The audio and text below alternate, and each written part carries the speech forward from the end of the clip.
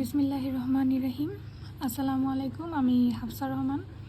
আজকে কনিক চ্যাপ্টারের type number 7 এমসিকিউর উপর ক্লাস হচ্ছে। শর্টকাট নিয়মে এমসিকিউ করাবো আজকে, টাইপ 7।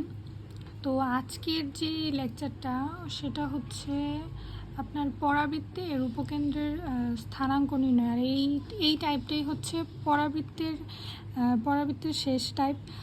এরপরে আর পরাবৃত্তের আর কোনো টাইপের প্রয়োজন হবে না। এই 7টা টাইপ পরাবৃত্তের জন্য, এমসিকিউ এর জন্য সীমাবদ্ধ। তো এই 7টা টাইপ যারা ভালো করে পারবে, আমার বিশ্বাস, আমি আশা করি যে একটা না একটা টাইপ বোর্ড এক্সামে, যে 9টা বোর্ড এক্সামে একটা না একটা টাইপ কমন পড়বে। তো আজকের টাইপটা লাস্ট পরাবৃত্তের জন্য, আর নেক্সট ক্লাস থেকে আমরা উপবৃত্ত দেন অধিবৃত্তর ক্লাসগুলো আপলোড দিব। তো পরাবৃত্তের এটা লাস্ট লেকচার। তো পরাবৃত্তের উপকেন্দ্রের স্থানাঙ্ক নির্ণয়, এরকম প্রশ্ন মাস্ট থাকবে। আর এটা অনেক ইম্পর্টেন্ট বোর্ড এক্সামের জন্য। কোনো না কোনো বোর্ড এক্সামে এমসিকিউটা থাকবেই। একটা কোশ্চেন দিয়ে দিবে যে পরাবৃত্তের উপকেন্দ্রের স্থানাঙ্ক নির্ণয় করো, সমীকরণ দিয়ে দিবে, তারপর এটা লিখবে আর কি যে পরাবৃত্তের উপকেন্দ্রের স্থানাঙ্ক নির্ণয় করো। পরাবৃত্তের উপকেন্দ্রের স্থানাঙ্ককে এস দ্বারা প্রকাশ করা হয়। তো শর্টকাটটা হচ্ছে, যেই সমীকরণটা দেওয়া থাকবে ওইটার আগে শীর্ষবিন্দু বের করতে হবে। আর শীর্ষবিন্দু বের করার নিয়ম টাইপ 1-এ আমি দেখাইছি। মানে সমীকরণটাকে ডিফারেন্সিয়েশন করে শীর্ষবিন্দু বের করতে হয়। আর দেন 2 নাম্বার স্টেপ হচ্ছে এ এর মান বের করতে হবে। এ এর মান বের করার নিয়ম লেকচার 2-তে প্রপারলি দেওয়া আছে।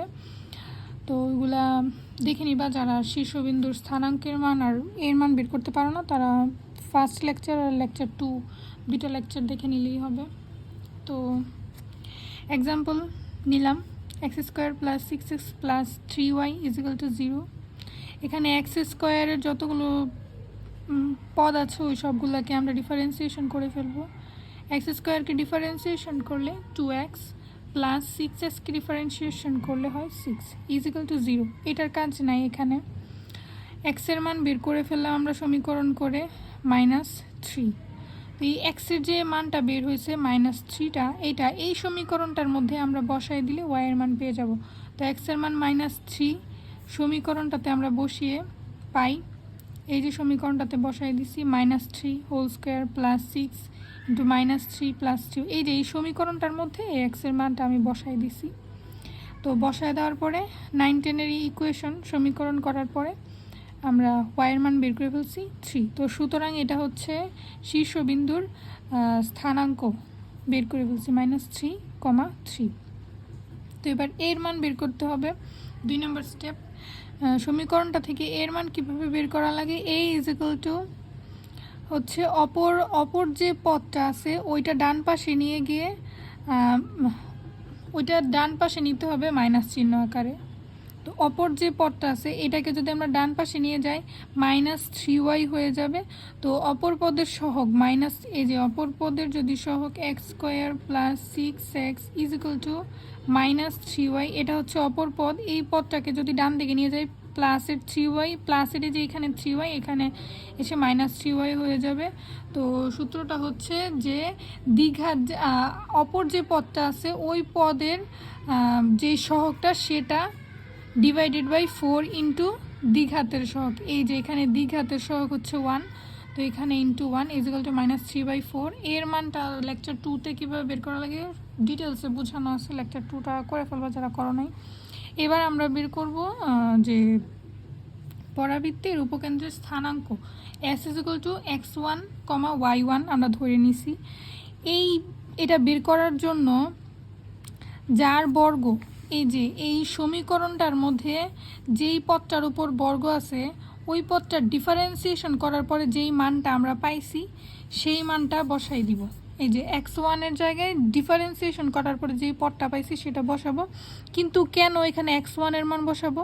কারণ হচ্ছে এখানে x এর উপরে স্কয়ার আছে, তার মানে যার বর্গ, অর্থাৎ x এর বর্গ হয়েছে, যার কারণে এখানে x1 এর জায়গায় x এর মানটা বসছে। এবং y1 এর জায়গায় কি বসবে? y1 এর জায়গায় বসবে y + a। এই যে এর মান আমরা বের করছি, ওয়াই এর মান আমরা বের করছি, দুইটার যোগফল হচ্ছে y1, যোগফল করার পরে 9/4 আসে, এটা হচ্ছে 9/4 হচ্ছে y1, অর্থাৎ পরাবৃত্তের উপকেন্দ্র স্থানাঙ্ক বের করতে হলে এইভাবে করতে হবে, এইটা ছাড়া আর কোনো শর্টকাট ওয়ে নাই।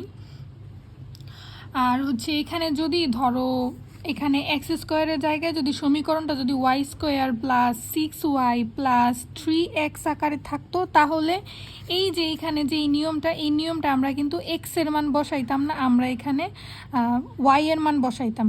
মানে এখানে যদি সমীকরণটা এক্স স্কোয়ারের জায়গায় ওয়াই স্কোয়ার থাকতো, তাহলে এই যে উপকেন্দ্রের স্থানাঙ্কর ক্ষেত্রে যার বর্গ যদি ওয়াই স্কোয়ারের বর্গ থাকতো, তাহলে আমরা ওয়াই স্কোয়ারের ডিফারেন্সিয়েশন করে যেই মানটা পাইতাম ওই মানটা আমরা বসায় দিতাম। যদি এখানে ওয়াই স্কোয়ার থাকতো, তাহলে এখানে ওয়াই1 এর মান হতো 3, যদি ওয়াই স্কোয়ার যদি থাকতো। এখানে এক্স স্কোয়ার আছে, যার কারণে এক্স স্কোয়ারের ডিফারেন্সিয়েশন করার পরে এক্স এর মান বেরিয়েছে, এক্স এর মানটা x1-এ বসবে।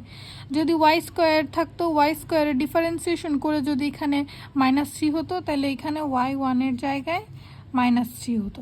মানে সমীকরণটার মধ্যে যেইটার বর্গ থাকবে ওইটাকে আমরা ডিফারেন্সিয়েশন করে যেই মানটা পাবো ওই মানটাই আমরা মানে x1-এ বসাবো। আর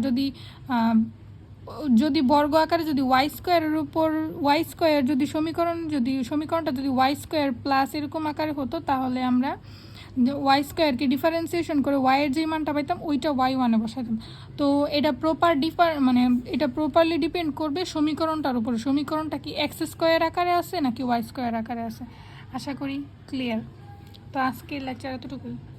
আল্লাহ হাফেজ।